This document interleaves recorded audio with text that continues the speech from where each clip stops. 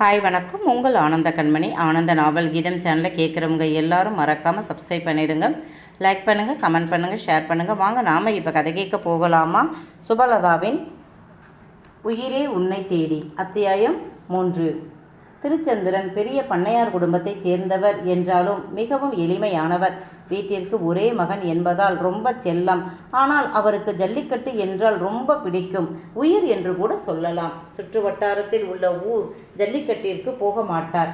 ஏனென்றால் விஷயம் வீட்டிற்கு தெரிந்துவிடும். ஒரே மகனை மாடு பிடிக்க விடுவார்களா என்ன? விடமாட்டார்கள். எனவேதான் தன்னுடைய உறவுக்காரனும் தோழனுமாகிய பாலுச்சாமி துணையுடன் எட்டத்து ஊர்களுக்கு மாடு பிடிக்கச் செல்வார்கள்.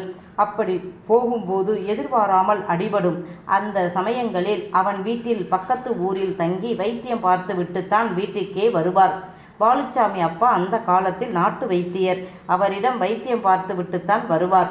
பல நாள் திருடன் ஒரு நாள் அகப்படுவான். அப்படித்தான் திருச்சந்திரன் பலமாக அடிபட்டு மாத கணக்கில் எழுந்துக்க முடியாத ஒரு சூழ்நிலை. அவர் அம்மா அப்பா மகனை காணோம் என தேட வைத்தியரும் மகனிடம் முதல்ல இவன் அப்பா அம்மா கிட்ட விஷயத்தை சொல்லிடு என்று சொல்ல பாலுச்சாமி திருச்சந்திரன் பெற்றோர்கிட்ட சொல்ல அவர்கள் பதறி போனார்கள்.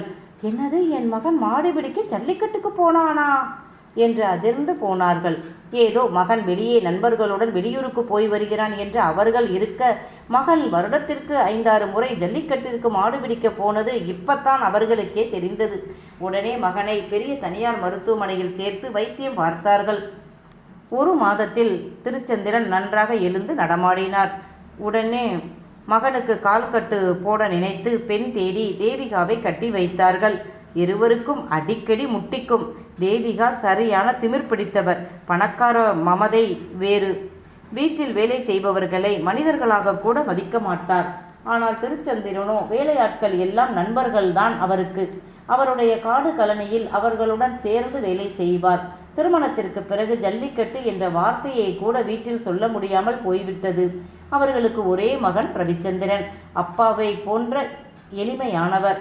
ஆனால் தாயின் ஆணைக்கு கட்டுப்பட்டு கைக்கு அடங்கிய மகன். மகனை வெளியூரில் பெரிய பள்ளிக்கூடத்தில் சேர்த்து படிக்க வைத்தார்கள். ரவிச்சந்திரனும் நன்றாக படித்து பட்டம் பெற்றார். தேவிகாவிற்கு தன் மகன் தன் குடும்பத்தாரை போல் தொழில் செய்ய வேண்டும் என்று விரும்ப, மகனுக்கும் அதே ஆசைதான். எனவே சொந்த ஊரிலேயே மிகப்பெரிய ஃபேக்டரி கட்டி தொழிலை தொடங்கி நடத்தி வந்தார். அவருடைய கைராசி தொழில் அமோகமாக வளர்ந்தது. தேவிகா மகனுக்கு திருமணம் செய்ய வலை வீசி பெண் தேடினார்.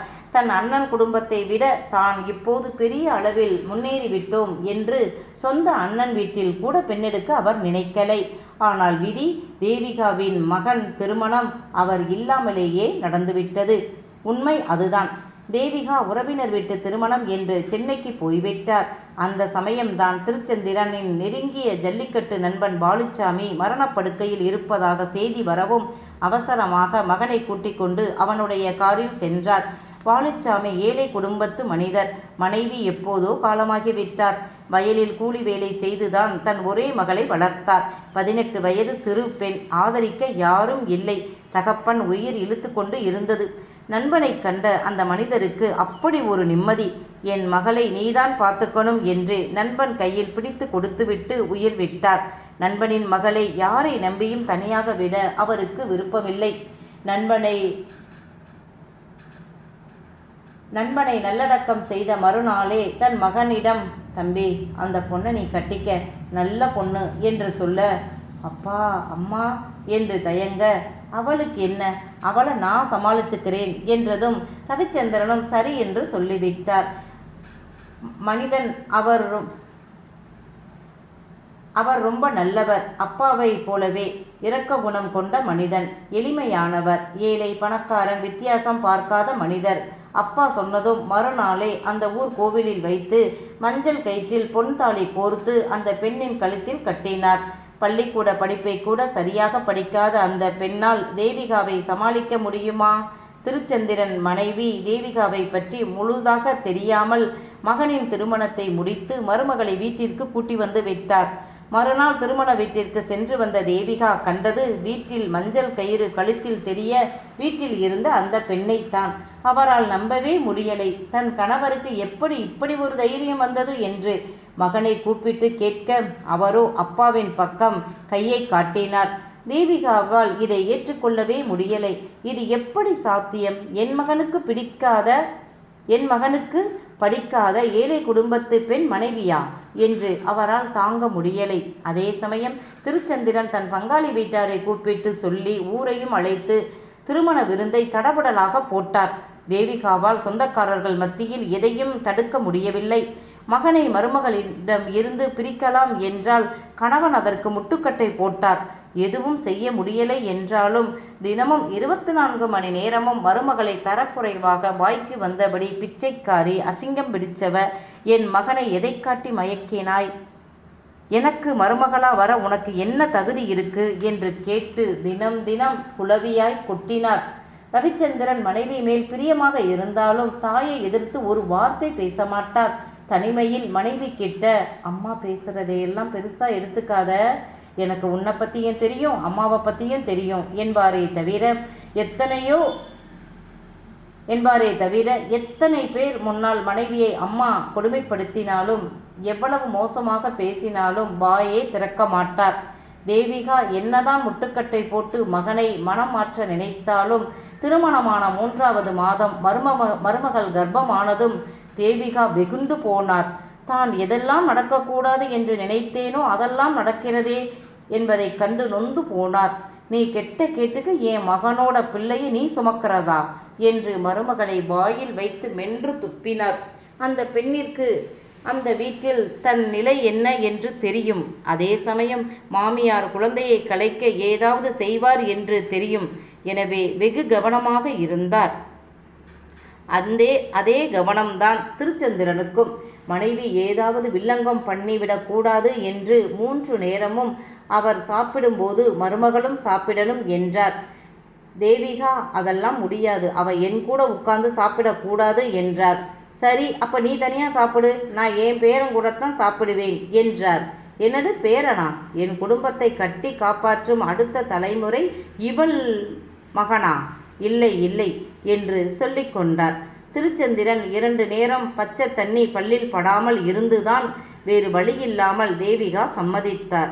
அவரோட எண்ணம் அந்த குழந்தை இல்லாமல் போக வேண்டும் என்ற எண்ணம்தான். இதை எதிர்பார்த்துத்தான் திருச்சந்திரன் மருமகளை தான் சாப்பிடும் அதே சாப்பாட்டை சாப்பிட வைத்தார். அதே மாதிரி வீட்டில் அவர் இல்லாத போது மருமகளை தேவிகா வேற எதுவும் செய்து விடாமல் வேலைக்கார பெண்ணை கவனிக்கச் சொன்னார். ரவிச்சந்திரன் தனிமையில் மனைவியை தாங்கினார், பூவாய் தாங்கினார். ஆனாலும் அந்த பெண்ணால் கணவனுடன் முழு மனதாக ஒன்ற முடியலை.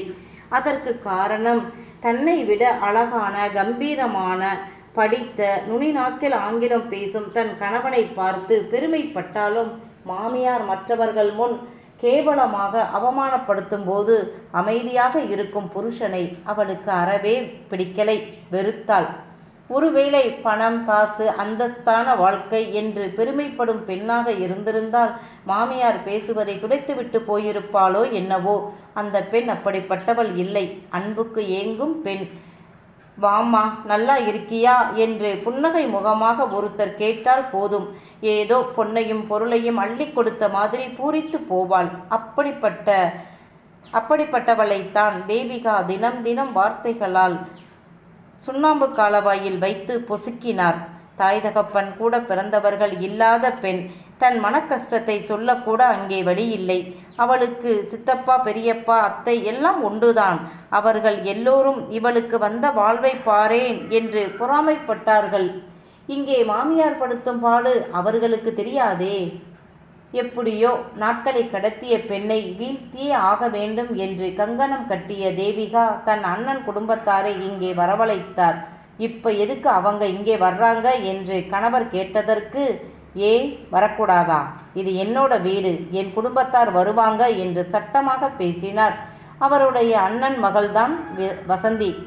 இந்த வசந்தியை எப்படியாவது மகனுடன் இணைத்துவிட வேண்டும், மருமகளை இந்த வீட்டை விட்டு விரட்ட வேண்டும் என்று தேவிகாவும் வசந்தியும் பிளான் பண்ணினார்கள். வசந்தி ரவி அத்தானைத்தான் கட்டிக்குவேன் என்று பிடிவாதம் பிடித்தவள். அவன் வேற பெண்ணை திருமணம் செய்ததும் தற்கொலை முயற்சி செய்தவள். அதை கேள்விப்பட்ட பின்தான் தேவிகா நீ ஏன் தற்கொலை பண்ணிக்கணும்? இங்கே வா, இவளை தற்கொலை பண்ணிக்க வை.